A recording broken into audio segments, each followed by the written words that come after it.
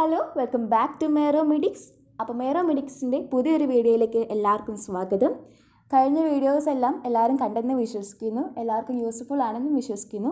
കാണാത്തവർ ഓടിപ്പോയത് കാണുക, ലിങ്ക് എല്ലാം ഡിസ്ക്രിപ്ഷൻ ബോക്സിൽ കൊടുത്തിട്ടുണ്ട്. അപ്പോൾ നമുക്ക് നമ്മുടെ ഇന്നത്തെ വീഡിയോയിലേക്ക് കിടക്കാം.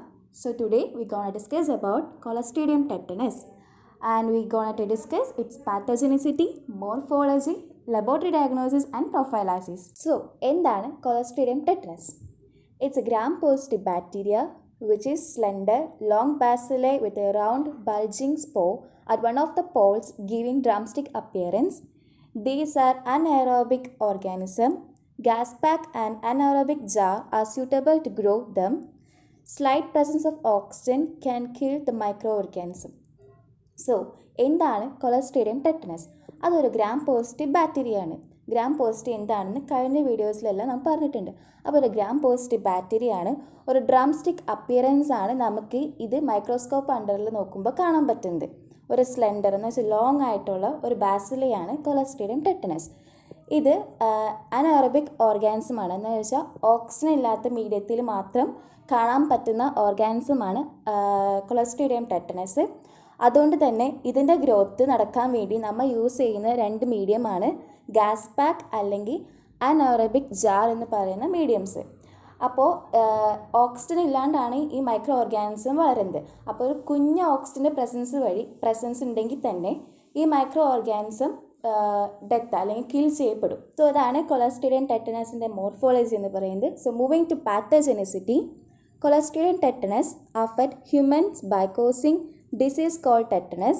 The spore enter its host through open wounds or burns where many cells are dead. In the presence of anaerobic condition, the spore germinate and produce toxins that are harmful to the human nervous system. Damage the nerves and muscles. This type of tetanus is called traumatic tetanus. അപ്പോൾ ഹ്യൂമൻസിൽ cos ചെയ്യുന്ന Clostridium tetanusനെ നമ്മൾ പറയുന്ന പേരാണ് tetanus. അത് mainly ഹ്യൂമൻസിലേക്ക് affect ചെയ്യുന്നത് എങ്ങനെയാണെന്ന് ചോദിച്ചാൽ വൂൺസിലൂടെ അല്ലെങ്കിൽ ബേൺസ് ഒക്കെ ഒക്കെയർ ചെയ്തിരിക്കുന്ന പാർട്സിലൂടെ ഈ മൈക്രോ ഓർഗാനിസം എൻ്റർ ചെയ്യുകയാണ്. അപ്പോൾ പൊതുവേ നമ്മൾ ഈ ബേൺസും വൂൺസൊക്കെ ഉണ്ടെങ്കിൽ നമ്മളത് മരുന്നൊക്കെ പുരട്ടി ബാൻഡേജൊക്കെ ഒട്ടിച്ച് വെക്കും. അപ്പോൾ അവിടെ ഓക്സിജൻ്റെ പ്രസൻസ് ഉണ്ടാവില്ല.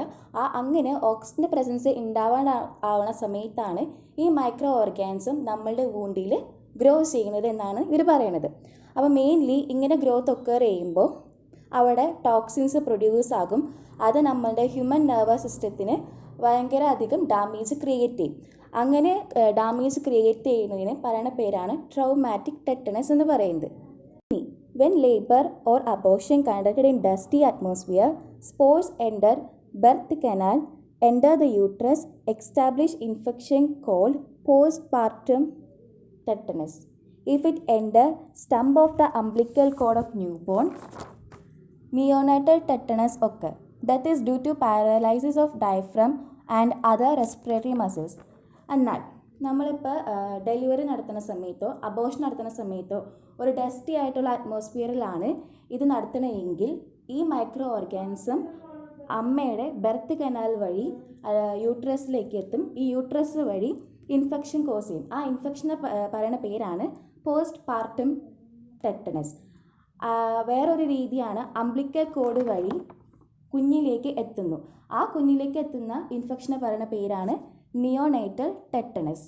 പിന്നെ ഈ ടെറ്റനസ് കോസ് ചെയ്യുന്ന വഴി ഡെത്ത് ഒക്കെ ചെയ്യാം. അതിന് മെയിൻലി 2 റീസൺസ് ആണ് ഉള്ളത്. ഡയഫ്രത്തിൻ്റെ പാരലൈസിസോ റെസ്പിറേറ്ററി മസിൽസിൻ്റെ പാരലൈസിസോ വഴിയാണ് ഡെത്ത് ഒക്കെ ചെയ്യുന്നത്. Moving to laboratory diagnosis of Clostridium tetanus. First one is sample collection. Sample collected from the depth of the wound with sterile swab. Then the second step is processing. Inoculation done in blood agar medium. The organism growth appear after 5 to 7 days of inoculation. The organism identified by a typical drumstick appearance on gram staining. And the third test is toxigenicity test. So for this, 2 mice are selected for study. One protected with 1000 units of tetanus anti-tetanus serum 1 hour before the study, and the other one is unprotected 0.2 ml of 2 to 10 days old cooked meat broth culture filtrate is injected into the tail of the rat. In positive cases, stiffness and spasm of tail develops in the test animal within 12 to 24 hours and spreads the body, and that occurs in 1 to 2 days. However, in control animal, no change will occur. അപ്പോൾ Clostridium tetanusൻ്റെ laboratory diagnosis ആണ് നമ്മൾ പറഞ്ഞത്. ആദ്യം തന്നെ sample collect ചെയ്യാണ്. വൂൺസിൽ നിന്നുമാണ് നമ്മൾ sample collect ചെയ്യുന്നത്. ഒരു മുറിവിൽ നിന്ന് നമ്മൾ സ്റ്റെറൈൽ സ്വാബ് ഉപയോഗിച്ച് നമ്മൾ സാമ്പിൾ കളക്ട് ചെയ്യുന്നു. അത് എന്നിട്ട് ബ്ലഡ് അഗർ മീഡിയം വഴി അത് പ്രോസസ്സിങ്ങിന് കൊണ്ടുപോവാണ്. ഒരു 5 to 7 ഡേയ്സിൽ നമ്മൾ ഇതിൽ പ്രോസസ്സിങ് നടത്തുന്നു. അങ്ങനെ 5 to 7 ഡേയ്സിനുള്ളിൽ നമുക്കൊരു ഈ മൈക്രോ ഓർഗാനിസത്തിൻ്റെ ഒരു ഡ്രംസ്റ്റിക് അപ്പിയറൻസ് നമുക്ക് കാണാൻ പറ്റും. ഇങ്ങനെ ഈ മൈക്രോ ഓർഗാനിസം ഗ്രോത്തിലൂടെ ടോക്സിജനിസിറ്റി കണ്ടുപിടിക്കാൻ വേണ്ടി നമ്മൾ 2 റാറ്റ്സിനെ യൂസ് ചെയ്യുകയാണ്. ഒരു റാറ്റ്സിലേക്ക് ഈ ടെറ്റനസിൻ്റെ ആൻറ്റി ടെറ്റനസ് സീറം അപ്ലൈ ചെയ്തിട്ടാണ് നമ്മൾ ഈ ഉണ്ടായിരിക്കുന്ന മൈക്രോ ഓർഗാനിസത്തിനെ ഇഞ്ചക്ട് ചെയ്യുന്നത്. മറ്റൊരു മൈസിലേക്ക് ഈ ഡയറക്റ്റായിട്ട് നമ്മൾ ഈ മൈക്രോ ഓർഗാനിസം ഇഞ്ചക്ട് ചെയ്യുകയാണ്. അപ്പോൾ ആൻറ്റി സീറം വഴി പ്രൊട്ടക്റ്റ് ചെയ്തിരിക്കുന്ന മൈസിന് ഒന്നും പറ്റുകയില്ല. നമ്മൾ ഡയറക്റ്റായിട്ട് അൺപ്രൊട്ടക്റ്റ് ചെയ്തിരിക്കുന്ന റാറ്റ്സ് ഒരു 12-24 മണിക്കൂറിനുള്ളിൽ ആ റാറ്റിൻ്റെ മീൻസ് ബോഡി മൊത്തം സ്പാസം എന്ന് വെച്ചാൽ മസിൽ കോൺട്രാക്ഷൻ നടക്കും, സ്റ്റിഫ്നെസ് വരും. അങ്ങനെ തന്നെ പെട്ടെന്ന് 1-2 ദിവസങ്ങൾക്കുള്ളിൽ ഈ റാറ്റ് മരിച്ചു പോകും.